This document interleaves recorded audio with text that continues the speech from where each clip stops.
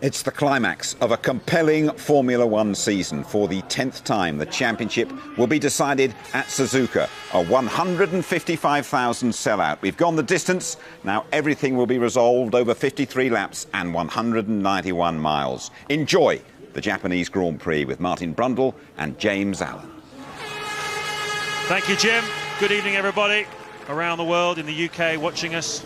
At Grove, the Williams team. Sir Frank Williams watching, I know, unable to travel this weekend out to Suzuka to see whether his team can win the Constructors' Championship. A lot of the teams also having parties at home up in the middle of the night. Hope you're enjoying yourselves. Constructors' Championship. There is Raikkonen in the zone. Not really been himself so far this weekend. In all of the sessions leading up to this Grand Prix, he's been slower than teammate David Coulthard. Had a big accident on Saturday morning in free practice, wrecked his race car. Had to go out in David Coulthard's race car for the rest of the day.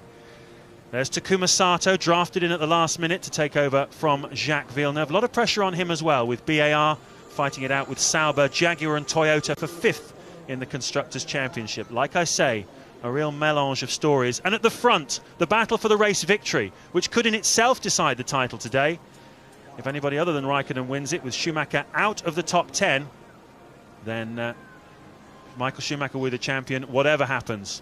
Michael Schumacher just needs 1 point this afternoon, and that is the grid. An unlikely looking grid, I think you'll all agree. Affected yesterday by the rain, which fell about 15 or 20 minutes before the end of single lap qualifying. And that was a gift for both Barrichello and Montoya, D'Amata and Panis as well, because it meant that the Ralf Schumachers, Jarno Trullis, Michael Schumachers of this world were not able to go out in dry conditions and get in front of them. And Martin, really this grid couldn't be more mixed up and jumbled up in terms of giving us drama this afternoon in what was already a state of high tension and high drama here at Suzuka. Yeah, certainly it's been a fascinating weekend and it's set the scene. If only Montoya was still in this World Championship, but for a little bit too much rain over in Indianapolis, we may have seen an even more compelling story this afternoon, but that's not the case. And at the moment, you'd have to say Michael Schumacher's got rather more to lose than to gain, so you'd expect him to be tentatively picking his way through this pack. But I know from experience, if you're not pushing too hard for one reason or another, often you have to be careful somebody else doesn't tag with you. You've got to be on the offensive, otherwise you're either giving pressure or taking pressure in a Formula One car. So he's got to get on a little bit, and we have seen some spectacular drives by Michael Schumacher through the field. We've also seen him trip over people from time to time too, so it'll be a challenge for him. Raikkonen, he's got to make the move quite quickly, because if Barrichello and Montoya head off into the distance, then it's almost over for him, I think, in terms of raw pace. And from what I saw around the racetrack, the Williams is the best balanced car around here, and the Michelins look strong with good mechanical grip. If it does start to drizzle, there's moisture in the air, we know the Michelins to be good in those conditions. So one way and another, it should be between Barrichello and Montoya for the Grand Prix win, and somehow Raikkonen's got to get on terms with those guys very early on. He can't afford to have 10 or a dozen laps tucked up behind, a Jaguar or something like that. Well, that's a very good point there, as Michael Schumacher just clears a bit of debris away from his face, focuses on the track ahead. A lot of cars in front of him. His worst qualifying slot in a Ferrari, the worst qualifying slot he's been in since 1995, the Belgian Grand Prix, which those of you who've been following Formula One for that long will remember. In the wet, he won at Spa from 16th on the grid. So there are all kinds of precedents for what's about to follow here this afternoon. We've seen Mark Webber in a Jaguar holding the field up in Hungary to the advantage of Alonso, who scampered away. Could the same thing happen here today for Barrichello and Montoya and mess it all up for Raikkonen? So much can happen. Just over an hour and a half's time, we will know the answer. Who is the Drivers' World Champion this year? Who is the Constructors' World Champion? Williams need to score 4 points more than Ferrari this afternoon. That's the task. They've got Montoya on the front row alongside Barrichello, but as a result of that wet qualifying, they've also got Ralf Schumacher starting from the pit lane, along with Jarno Trulli here this afternoon. They were going to be on the back of the grid. They've opted to go for the pit lane, so they'll obviously be playing around with the setup of the car and refueling it after the race has started to try and throw a few dice up there to get their men into the equation. Yeah, it's a lot to catch up, but as we know, as the pack fumbles amongst itself on the opening lap, usually if you're coming out of the pit lane, you can catch them very quickly. So They've got more to gain than to lose by doing that, but nonetheless, what they won't do is necessarily immediately pick up from lots of drama in the first corner, and they also won't lose their nose against that drama either. But a calculated risk then, the two Toyotas in third and fourth, and that could be the problem, I think, for Raikkonen. D'Amato, Panis and Webber, I believe 3 people ahead of them, will not be on race-winning pace, but they're pretty handy, and that's going to be the problem he has if he's going to get on terms with Barrichello and Montoya very quickly. Expecting the first cars to come in for their first pit stops around about lap 10 or 11. So if the Toyotas, for example, are running reasonably light, as many people think they are, Rubens Barrichello as well could well be that light on fuel. So the first 10 laps absolutely critical to this Grand Prix. But what follows after that, the later arrivals into the pits, the guys who carried the more fuel into the qualifying and into the race as well. This is going to be a race. Certainly when the weather, if it was expected, a little bit of rain around between 3 and 3:30, could introduce a lottery element to it, but already it's going to be complex. There's going to be a lot of changes and a lot to keep an eye out for. 3.6 miles, it's a long lap, therefore obviously a long warm-up lap, backing them up then already on the exit of the Spoon corner. And Rubens Barrichello keeping the pack very tight from what is his 9th pole position in Formula One. This is the revised 130R corner. You'll be seeing this at racing speeds of around 200 miles an hour next time the cars come through here. A lot of drivers, Martin, complaining that although they've changed this corner and made it easier in some ways in terms of the angle you go at, there are bumps in the middle of it, and a number of them are very scared about following each other through there. It's very easy, Montoya was saying last night, to lose control of the car over a bump at 200 miles an hour. And of course you can see it's going to be a big accident if you have it. Yes, that's where the track crosses underneath itself, and there are 2 expansion joints in the tarmac, and that's what's upsetting the cars. But they look pretty stable on the exit though.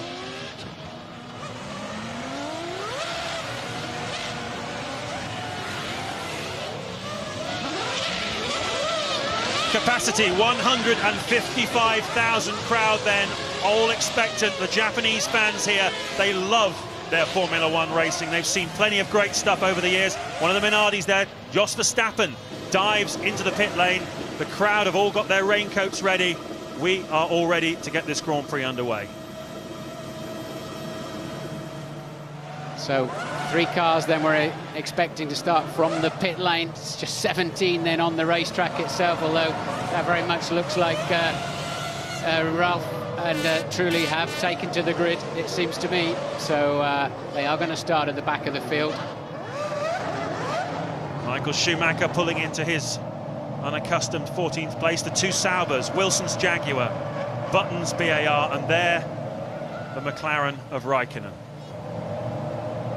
Everybody's there, we're all ready.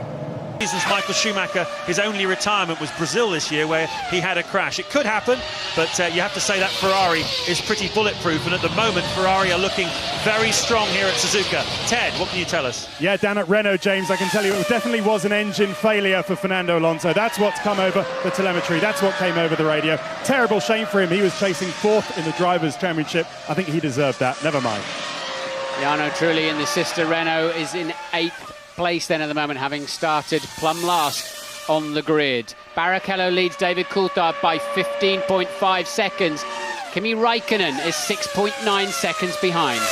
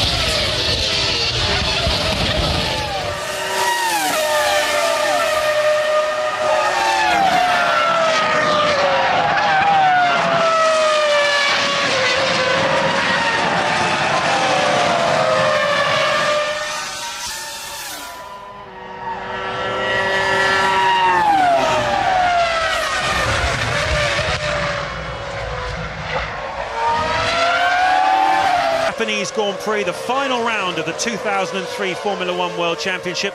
You're looking at the scrap for 9th place between Takuma Sato and Ralf Schumacher. Sato's teammate, Jenson Button, briefly led this Grand Prix before the first round of pit stops. Barrichello now, though, is the race leader, 16.5 seconds ahead of McLaren's David Coulthard.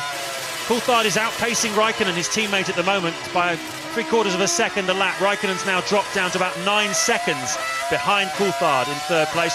4th is D'Amato, 5th Button, 6th is Panis, 7th Webber, 8th Trulli, 9th Sato and 10th Ralf Schumacher, but not for long if the German's got anything to do with it.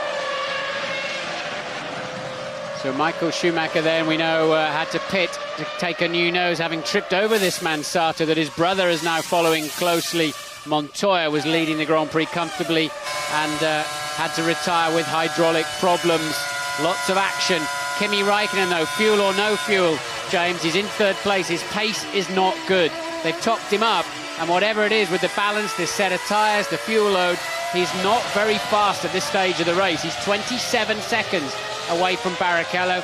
That move by McLaren absolutely not paying off for whatever reason, that Raikkonen cannot hook up a good lap time.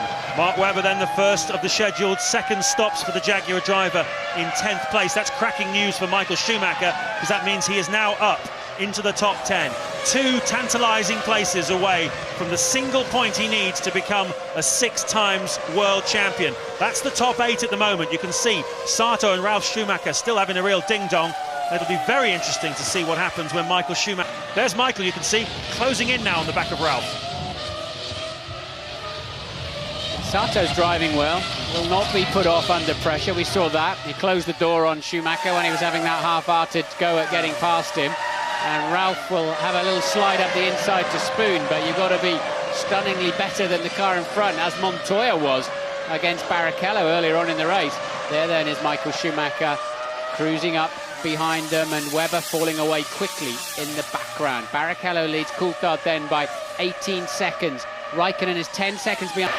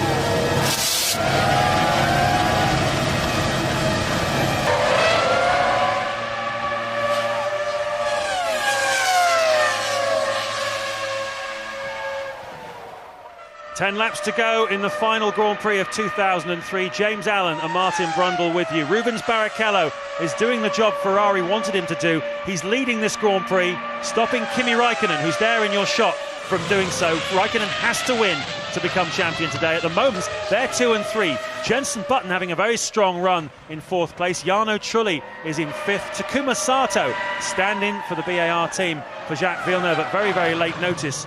Once again, heading for a points-paying finish here and is in 8th place. And even if Barrichello wasn't leading this race, that's all Schumacher would need to be on target to win the title. So Michael just has to keep it on the island for the last remaining few laps, and he's the world champion again. And what a historic moment that will be for the 6th one. Ralf Schumacher, you saw, the new fastest man on the racetrack. He's had a bit of an adventure, hasn't he? 3 major events down at the chicane. First lap he spun himself off. He then had to come in together with a Sauber a few laps later and did a half spin. Michael frightened himself a bit too. Forced Michael to go around the outside. The first driver this afternoon that hasn't given Michael a free run up the inside, and good on Damatta for that. But Michael having to an 8th Toyota, so very intense battle there for 5th in the championship, and that's the way that one is looking. A lot of expectation and nervousness down there in the BAR Honda garage. Yes, and Barrichello backing off now, the gap down to 15 seconds. If I were McLaren, I think I'd release Coulthard behind Raikkonen. Coulthard clearly much faster, and not allow Barrichello, not fast enough to keep pressure on Barrichello. Meanwhile, Michael still behind Damatta. Damatta 7th, Michael Schumacher 8th, and Heidfeldo 9th, 5 seconds adrift. So Michael Schumacher not under pressure from behind. One man who is under pressure, Jenson Button, who's 4th. Jarno Trulli looking pretty speedy behind him in 5th. Barrichello leading then by 15 seconds, as Martin said. The 2 McLarens not able to make any sort of impression on the Ferrari ahead of them. Rubens Barrichello took pole position yesterday afternoon in qualifying. It was a very fine lap indeed. He wasn't carrying a great deal of fuel, but his fuel strategy has worked well. 3 stops here this afternoon for Rubens Barrichello, kept him in the lead. And despite the amazing pace of Juan Montoya in the early stages, he fell by the wayside with a hydraulics problem. Fernando Alonso had some kind of engine-related failure a few laps later. We've also lost Fisichella in his final outing for the Jordan team, and Heinz-Harald Frentzen in his final outing for Sauber. Only 4 retirements though, 16 cars still running here in the closing stages. Yes, that's been one of the great surprises and pleasures to me. Furman 14. I don't know what's happened to Justin Wilson. He's lost a lot of lap time, so presumably a few gremlins creeping in. But the point scorers at the moment are Barrichello, Raikkonen, Coulthard, Button, Trulli, Sato, Damatta and Michael Schumacher. And it remains very good then for BAR to leapfrog back up into P5 in the World Championship. What must be going through Michael Schumacher's mind? He's still got a few laps to go. He's not taking anything for granted here at Suzuka after the eventful afternoon that he's had. That's the top 8. That's the story Ferrari would have settled for coming here this weekend. They wanted Rubens Barrichello to win this race as a payback for all that he's done for the team throughout the season, and certainly looks as though he's on target for it. The ultimate act of support for a teammate from Rubens Barrichello, chasing his 7th. Yes, Martin, I can tell you Justin Wilson does definitely have a problem. It is him who's passing your commentary box with an engine sounding really rough. His lap times are all over the place. We think, I'm just going to go to Jaguar and check, we think it's either a broken exhaust or running on 8 or less cylinders. Not a great day for Jaguar then. Looked promising at the start. 6th on the grid for Webber and 10th for Wilson. They were hoping that would turn them into some useful points in their battle for 5th in the Constructors, but they don't look like they're going to score anything at all. Meanwhile, BAR are on target for a hatful. Button in 4th and Sato in 6th. Into the closing stages then of this Grand Prix. What an eventful Grand Prix it's been, and there is Takuma Sato, who will be driving with BAR next year in place of Jacques Villeneuve. I wonder whether we'll see Villeneuve again in a Formula 1 car. Who knows? But it's not a very... it's a bit smelly that it did. The only team on a really solid 2-stopper, weren't they? So they got it pretty much right for this afternoon's strategy.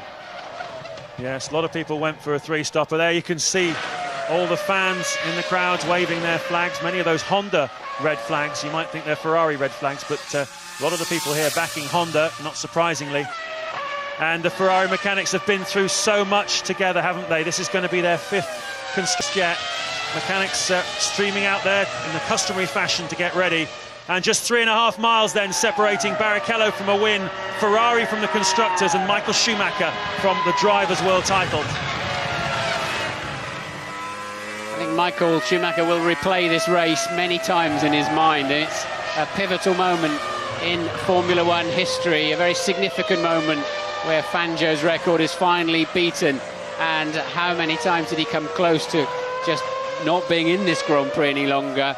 But Barrichello's been up there as his safety net anyway, keeping the tantalisingly close Kimi Räikkönen in second place, away from those crucial 10 World Championship points. Is Barrichello your driver of the day? There's a lot of, I think there's some good drives out there, and Sato's been good. I think Barrichello's been solid, frankly. I think Montoya put a lot of manners on him on the first lap. I'll go for Jenson Button in fourth place under difficult circumstances. I think he's done a stellar job for the team this weekend, so that would certainly be my man of the day. There's Kimi Räikkönen. He can do nothing about the scenario that is playing out in... Great mirror cam shot, then we're looking at him from his left-hand mirror, a little bit of a shake of the head there, like, what on earth was that all about? And the Toyota coasting past him, doesn't matter anymore now, of course. And the team then going up there ready to see what will be a very emotional podium. And Barrichello then winning, what is that, his 7th Grand Prix of his career, his 180th start. And I'm pleased to see that. I think he's driven very well, and the drive that Barrichello put in Silverstone earlier on in the year was just something quite exceptional. But exceptional is not how I would describe Michael's drive today. So, Barrichello the winner, Räikkönen second, Coulthard third. That will be your podium. The world champion will not be on the podium. He finished only 8th, but I think he'd be glad to have finished there after the race that he's had, knocking his front wing off of Takuma Sato's car early on when he made an attempt to pass the Japanese driver. Later on, almost colliding with his brother and Cristiano de Mata in the closing stages of the Grand Prix. But like a cat, he has 9 lives, Michael Schumacher, and he's survived through. Button 4th then, Trulli 5th, a tremendous drive from him from the very back of the grid, 20th place he started in. Takuma Sato 6th, D'Amata 7th, Michael we see in 8th place. There's Mark Webber, he was 11th for Jaguar. Just congratulating Michael Schumacher on his way back into the pits. I thought Michael was going to run into somebody coming back to the pits as well there for a moment, but surely they'll throw him up on the podium as well, won't they? Give him a bit of glory for winning the title. They ought to, not just the top 3. It's been a while since we had a world champion who didn't finish the Grand Prix on the podium, isn't it? Of the race he was crowned champion. I can't think when that was, actually. Hopefully our statistician will dream that one up. It's going back away, though, I think. Tremendous achievement. I have to ask you also, I ask you each race who your driver of the day is. Who's your driver of the championship? Thanks for that little curveball there, James. Driver of the championship. You've got to give it to Michael, haven't you? Other people under pressure didn't deliver enough pace, or went a bit wobbly in the head, made silly mistakes. And although he had a good attempt at that today, Michael's the man. He had a very poor start to the season, got it all back together, kept his head, kept it on the road when he needed to. Now they are getting ready to measure the front tyre. Is that a chock? That's a chock they're putting underneath there. They'll go into Parc Fermé scrutineering now to check that they're all above board and within the regulations, but no, you've got to give it to Michael Schumacher, haven't you? He's the one that, when the chips were down, came up with the goods. 6 victories this season. He's won 5 times here around Suzuka, but not today. But the man who steered him to so many successes and all of his world championships, there he is, talking now with Ted Kravitz. It's Ross Brawn. Ross, congratulations. To coin a phrase, I think you've got a lump in your throat. Yeah, more than that. No, it hasn't sunk in yet. It's going to take a few hours. It was a tough race. It was a really tough race. And you're doing the mental arithmetic all the time. Rubens did a fantastic job. We struggled a bit at the beginning because the track was still damp. But once the car settled down, then Rubens did a great job. And Michael made it entertaining as well. Why so emotional? Is it 6? Is it record-breaking? Or is it the way that you fought back from such a difficult year? It's been a tough year. And you know, there were periods in the year when you didn't know whether we were going to get there. You just, but in the last 3 races, the guys just turned it around. So it's very special. Well done, Ross. Well done indeed. Apart from just a handful of Michael Schumacher's victories in 1996, before Ross Brawn made the switch from Benetton over to Ferrari, Ross has steered Michael to everything that he has achieved in Formula One, and that's quite a lot. But let's not forget about your race winner, Rubens Barrichello. fairly emotional man himself, but there's your champion. Michael Schumacher is out of the car, and now we're going to see some emotion, I think.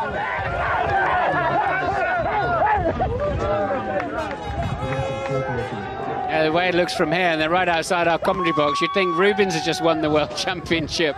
But Michael, of course, doesn't make it into the hallowed 3 in Parc Ferme. And you're right, James, it's all a little bit back to front, isn't it? The way this one has worked out. But now finally... Rubens clearly saying to him, come up on the podium, but that doesn't look like it's going to be part of the agenda.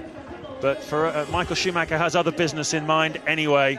Those are the mechanics with whom he's been through everything. A tremendous team player. Michael Schumacher stays late in the evenings, works hard, takes his mechanics out for dinner when he wins Grand Prix, buys them presents, keeps them motivated, and this is the result. 6 World Championships. Fangio consigned to the history books.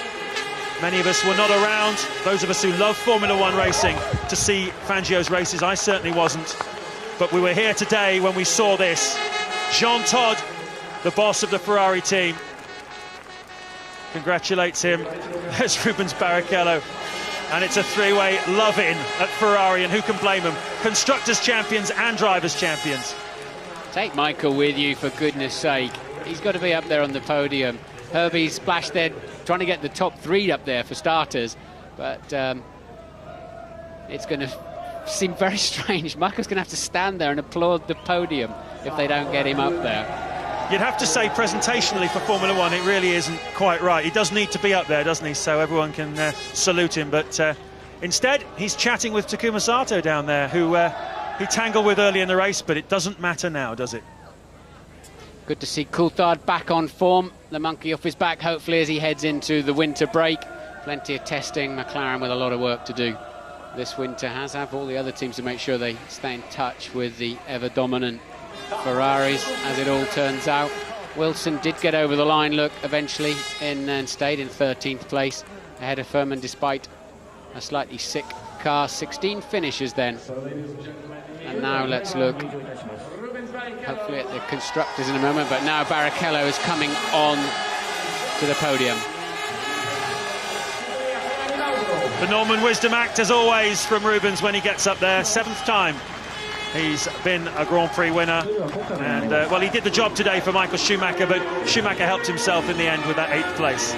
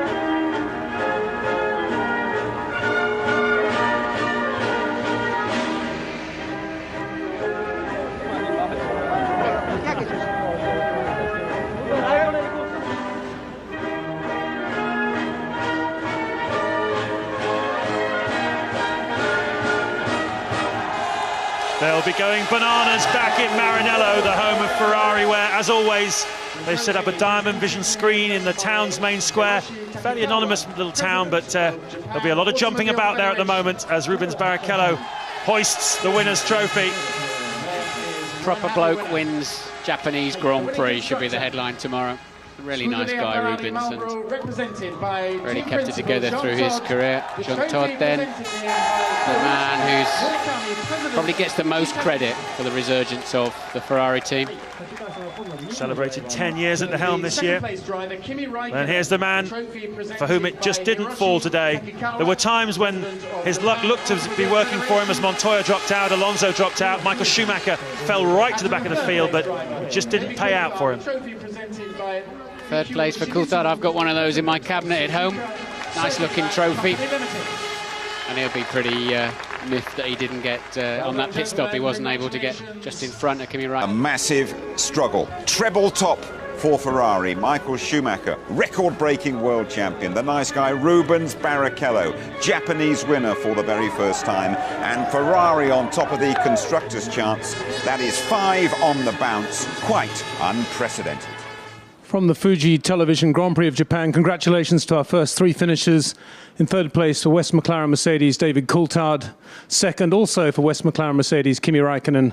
And winning for Scuderia Ferrari Marlboro, Rubens Barrichello. Rubens, coming in here, you had to win this race. You won it from the pole. But it was difficult in those early laps.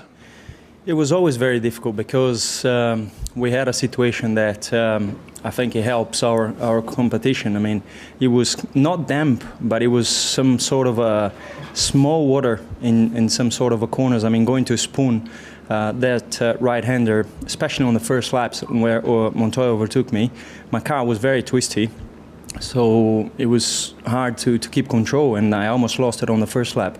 So it was difficult, and I was praying, even though everyone knows that I love the wet, I was praying not to rain because it was our main opponent. So basically, I fought all the way through, hoping that it wasn't going to rain. Plus the fact that my visor was really fogged, and all the pit stops, they had to put rubber to keep it open because it was very difficult. So I had to keep my concentration, and I was pushing right through the end because if we had a situation where it was going to be wet for 3 laps, I knew they could catch me 3 seconds a lap. So I need to push all the way through. Rubens, a huge day for Ferrari. Michael's clinched his 6 Drivers' World Championship, and this is the 4th consecutive Constructors' Championship of which you've been a part at Ferrari. And I'm so proud because even though all these years Michael has been the one that has been helping for the constructors, I've been there as well. So I mean, it's to be the 4th year consecutive on Ferrari and win that championship and to clinch this victory, because I think Suzuka is definitely a driver's circuit. So it's for me to be winning this race makes me a proud man. Thank you, Rubens. Kimi, almost there. How big an impact did that shunt yesterday have, do you think, on your weekend?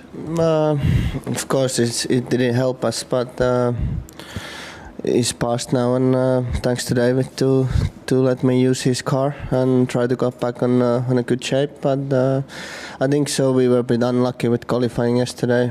The last 5 guys or whatever it was got a little bit rainy, and it didn't help us. But I don't know, we got second place again. It's not very nice to finish second almost every time, but we were just not quick enough this year to win the title, and at least we didn't lose for bad driver. Thank you, Kimi. David, an interesting weekend for you too. As Kimi said, you had to swap cars halfway through the weekend, and then obviously late in the race there sitting behind Kimi, but how was the car for you? Well, the T-car, I never obviously got a full opportunity in qualifying to know exactly where it was relative to the race car because of the conditions. But in the race, I have to say balance, except on the second set of tyres, was pretty good. Second set, for some reason, had a lot of understeer, and that was quite difficult for the first 8 or 9 laps. Otherwise, I was able to run in clean air and push reasonably hard and try and make a 3-stop strategy as best I could. Congratulations. Now, if we can have some words from your own language, starting with Rubens. Primeiro, eu queria falar que eu estou super contente, falar que essa foi, com certeza, junto com Silverstone, as melhores corridas da minha vida. Eu acho que acabar o ano ganhando é uma boa... É uma coisa tão boa. Eu acho que a gente vai passar as férias agora lembrando sempre dessa corrida. Queria agradecer a todos vocês que ficaram acordados, porque é sempre uma barra acordar para aqueles que foram dormir e acordaram para aqueles que ficaram acordados. Eu acho que foi uma corrida super, super emocionante. Acho que para o campeonato foi muito bom. Eu estou super contente. Mandar um beijão para todos vocês aí que estão me vendo. Um beijo. Thank you, Rubens. Kimi. No, toinen paikka tuli taas, että minkäs mahtaa, että tiimi teki kaikkensa koko vuoden, että oltaisiin voitettu ja jokainen ihminen tiimissä varmasti ansaitsee tämän toisenkin paikan, vaikkei se paljon lohtua tuokkaan, mutta ehkä me ensi vuonna pystytään taistelemaan sit tosissaan mestaruudesta ja kiitos vaan jokaiselle ihmiselle, kuka on koko vuoden jaksanut tehdä kovasti töitä, että kisa oli mikä oli, että no, ensi vuonna taas uudestaan. Kiitos. Thank you, gentlemen. From the Fuji Television Grand Prix of Japan, congratulations to the 2003 world champion, Michael Schumacher. Michael, you've broken many records in your career, but you've just broken perhaps the big one. 1957, Juan Manuel Fangio won his 5th world championship, and now you have won your 6th. Can you just describe your emotions? Probably not appropriate, honestly, because has been a tough year. There's been a tough late stage of the season, and it has been a very tough race, honestly, probably one of my toughest. But I think what is much more to mention is the team, and I only can repeat ever so often, because again today, I mean, they have done an incredible job giving both of us a car where we have been at all time competitive with. Rubens have done a fantastic drive, won the Grand Prix. So we won the constructor title 5 in a row, which I think is first time ever happened in big style. Myself, I was a little bit messy today after having a little incident, and that's why I said it was one of my toughest races, honestly, because to come back then and go through the traffic and fight your way through with all the happenings, with what happened with D'Amata and Ralph hitting me in the back and so on. I mean, it was a very, very strange race, and therefore the feelings yet haven't sunk in. I mean, I can well feel for the team, but I can't feel for myself at the moment. I'm empty and I'm exhausted. I'm just proud of what we all have achieved. What were you feeling during the race? Were they keeping you informed about where Kimi was lying? And equally, how hard were you going in traffic with Sato, for example, and again with your brother? In case. And in the closing laps of the race, when you were sitting behind D'Amata, wiping your visor, the laps were unwinding. Was it difficult to keep your concentration then? It was difficult for the simple reason that when I had the incident with D'Amata in the late stage and Ralph, I locked up so heavy to avoid hitting D'Amata that I had a huge flat spot. And when you may know what it means to run over those very old stones, these rivel stones, that's the way I felt in the car. I mean, I almost lose vision down the straight because the vibrations are so huge and you get concerned. So you sort of have as well the knowledge that Ralph hit you in the back and you don't know how heavy that is, whether you can have maybe a puncture and losing your 8th position. So there's a lot of thoughts that are going through, and you just try to carry your car as safe and as easy and as light into the checkered flag. Well, you did finish in the points in 8th place. You secured your 6th World Championship, your 9th with Ferrari, including Constructors' Championship. Some final thoughts on the team and on those achievements? First of all, I think it is very strange for me because most of my championships I have won with a victory. And here now today I'm sitting here and winning a championship with 8th position, which is last of the points, still winning the championship, which is a mixed emotion. Though what the team has achieved, I mean, is just fantastic. I mean, if you see what has happened in Germany, Hockenheim, in Budapest, how many people wrote us off, how many people wrote things about us, outspoken things. And here we are, we're back, and we never give up.